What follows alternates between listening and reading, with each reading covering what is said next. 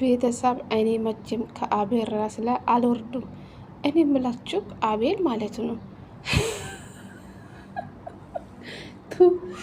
እኔ አፈርኩ፣ እግዚአብሔርን በእናንተ ቦታ እኔ አፈርኩ። የምሬ ነው የምላችሁ።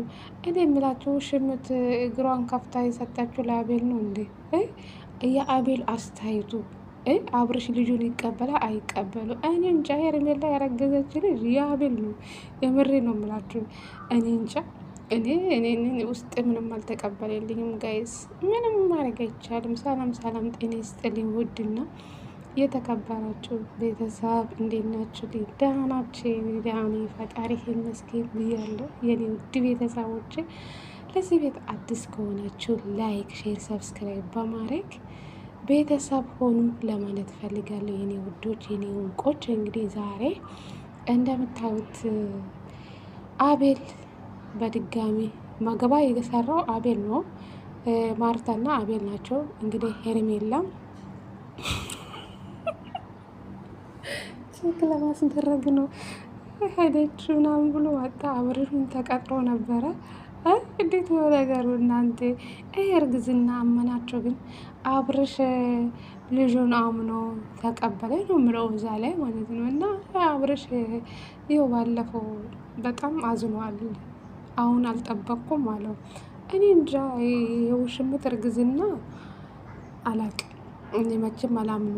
አሁን የእሷ እርግዝና በክብር እያረገዘችው ነው የሚመስላችሁ እንዴ ጋይስ? በዝሙት የመጣ ልጅ እኮ ነው። የምሬ ነው የምላችሁ፣ በዝሙት የመጣ ልጅ ነው። ስለዚህ ይቅር ይበለኝ ብቻ አይባሉ በደላ ቤተሰብ። ግን በኔ ቦታ ምንም ያሳፍርም። ምክንያቱ እሷ ዝሙትን እየሰራችሁ እሷ ዝሙትን እየሰራችሁ ያላፈረች እኔ ለምን አፍራለሁ? እውነቴ ነው የምላችሁ ቤተሰብ ማለት ነው። እኔ መቼም የአብርሽ ልጅ ነው ብዬ አላምንም መቼም ማለት ነው። ሄርሜላን ካረገዘችው ቅልቅል ነው። እኔ እንጃ፣ የምሬ ነው የምላችሁ። ከአብርሽ በላይ የአቤል ማሽቃበጥ። ያመናችሁ አመናችሁ፣ ያላመናችሁ ደግሞ ምንም ማድረግ አይቻልም እያልከ አቤል ማለት ነው። አብርሽ ካመነ አለ። ቆይ ውሽምት ለአንተ ነው እንዴ እግሯን ከፍታ የሰጣችሁ? አቤል ማለት ነው ለአንተ ነው እንዴ የሰጣችሁ? ለነገሩ ሮም ባሮም እየሄደች ነው እንግዲህ እግሯን ከፍታ የሰጣችሁ። አናርግዣለሁ ብላ እንግዲህ ካሁኑ ጀምራለች። ይደክመኛል። አረበ ፈጣሪቱ የምሬ ነው የምላችሁ። ገና እኮ ደም እኮ ነው ደም። እንግዲህ መቼ ነው ይሄ ነገር የተፈጠረ? ቤተሰብ ትጠረጥራላችሁ? እኔ የጠረጠርኩ መቼ እንደሆነ ታውቃላችሁ? ቀለበት ሳደርግለት በፊት ነው ይሄ ነገር የተፈጠረ ማለት ነው። ሁለቱ ፓስታና ፓስታ የተገባበሱ ጊዜ ነው እንዴ ይሄ ነገር የተፈጠረም ብዬ አሰብኩ። አንድ ወር እኮ አልሞላም። ሊሞል ይችላል አሁን ላይ ግን አልሞላም። ባለፈው ገብቼ ሳይ አልሞላም ቀለበት ያደረገለት ወይስ ከዛ በፊት ይሄ ነገር የተፈጠረ? እኔ አላውቅም። ይሄ ሄርሜላ ያረገዘች ልጅ እንደ ዝሙት ቁጠሩ አብርሽ ማለት ነው። አሁን መቼም እንግዲህ አብርሽ በደስታ ልጁን ተቀብሏል። ያው እሱም ታፕታፕ አድርጓል። መቼም እንዳለ ፍሬ ማለት ነው ታፕታፕ ነው ያደረገ።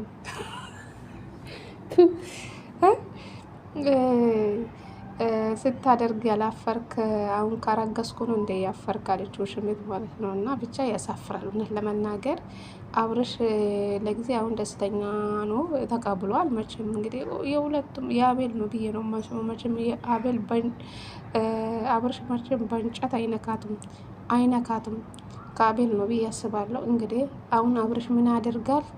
ለምን ከዚህ በፊት ልዑል ሩታ ስታረግዝ አጠገቤ ስላልነበረ አሁን ላይ ግን ሩታን ለመናደድ ለውሽሚት ብዙ ነገር ሊያደርግለት ይችላል። ካሁን በኋላ አፈር እንዳይነካሽ አልፈልጉም ማለት ነው። ይሄ ምን ማለት ምን ለማለት እንደፈለገ የገባቸው አይደለ? ሩታን ለመነካቱ ነው ገባቸው አይደለ?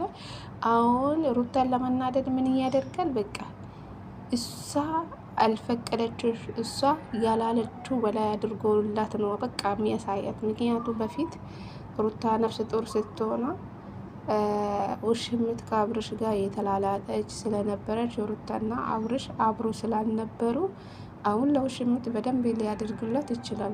አዎ በደንብ ማለት ነው ያደርግለታል። ምክንያቱ ሩታን ለመናደድ ማለት ብዙ ነገር ሊያደርግለት ይችላል። በእርግጥ አሁን ካሁን በኋላ አጫጭር ልብስ እንዳትልበሺ እያላት ነበረ አብርሽ ማለት ነው። ይሄ ልብስ ታውቃላችሁ ሁላችሁም አጭር ነው። የጽጌ ልደት ጊዜ የለበሰችው ልብስ ነው። ቂጧ ድረስ ይታያል። ለዛ ነው አብርሽ እንደዚህ ሰውነት የሚያሳዩ ልብስ እንዳትለብስ አልፈልግም። ካሁን በኋላ በቃ ስርዓት ያለ ልብስ ነው መለበስ ያለብሽ እያላት ነበረ። በቃ አሁን ሰፋፊ ልብስ መግዛት አለብኝ እያለችው አውቃ ነው። ገባቸው አይደለም? ስለዚህ ይህ ልብስ አጭር ነው በጣም ማለት ነው። እና ለዛ ነው አብርሽ እንደዛ እያላት ካሁን በኋላ ስርዓት ያለ ልብስ መለበስ አለብሽ።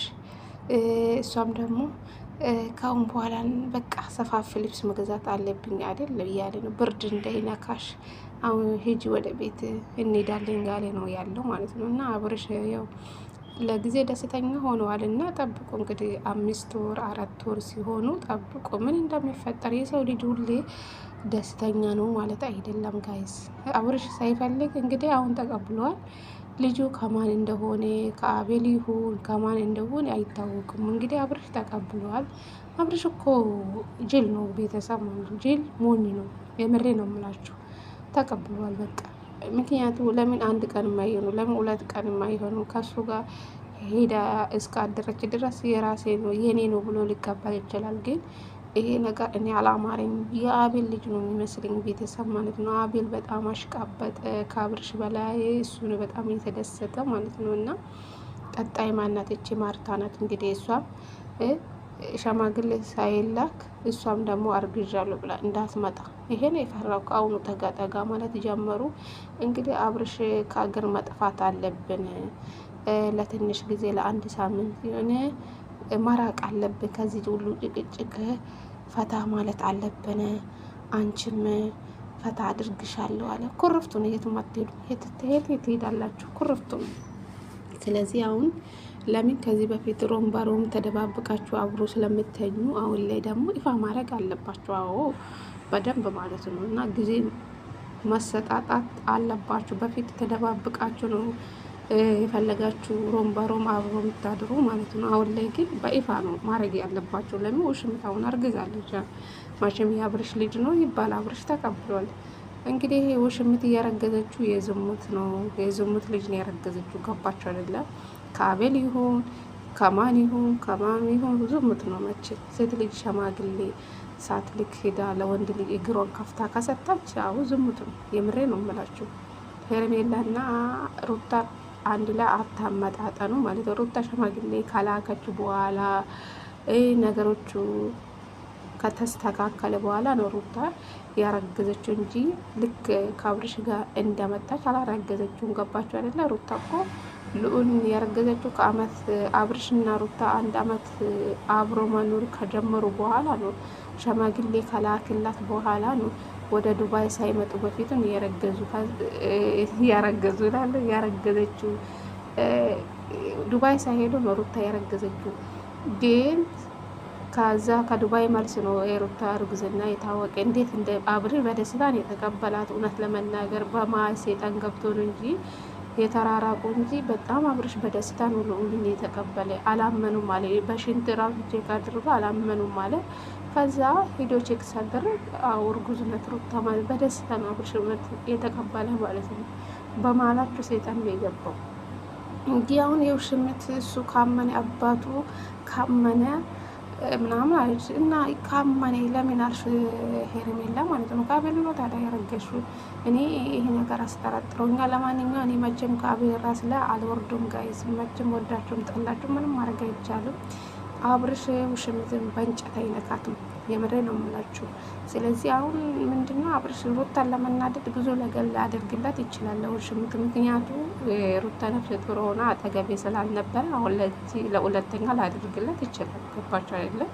እና ያለ እስኪ የሄርሜላና የአብርሽ መጨረሻ እና ያለ ምን ያክል አብሮ እንደሚቀጥሉ። ሴት ልጅ እኮ ካረገዘች በኋላ ብዙ ነገር ይቀያየራል።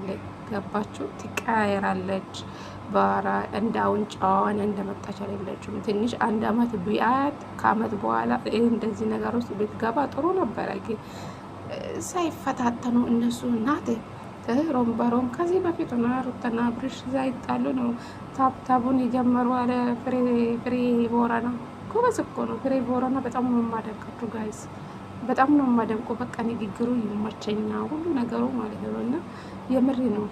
ለሩታ አይሉም ለአብርሽ አይሉም፣ ለሁሉም እኩል ነው የሚናገሩ እውነት ለመናገር ማለት ነው። ልክ በቃ አለ አይደለ ነጭ ነጭ ነው የሚያወሩ። የምሬ ነው የምላችሁ አስመሰሉ ማለት ነው። ትክክለኛ ነገር ነው የሚናገረው ፍሬ ቦረና። ለዛ ነው የምወደው እሱ በንግግሩ በሁሉም ነገር ማለት ነው። እና ይመቸኛል። ለዛ ነው ጋይስ። እና አቤል ለማንኛውም አንተም የልጅ አባት ሆናል። እንኳን ደስ አለክ። ሽብት እንግዲህ ተደስታለ ከዛሬ በኋላ ብቅ ይሄ አማሪ ተው እባክሽ እንዴ! ገና እኮ ሳምንት እያለው ነው እርግዝና ደግሞ እንጂ አሁን ይሄ አማሪኝ ይሄ አማሪኝ ይሄ አማሪኝ ተይ እባክሽ። አበዛሽ እኮ አሁን ተረጋጊ ትንሽ ማሪ። መረጋጋት ቅቤ ይወጣል ይባላል አይደል?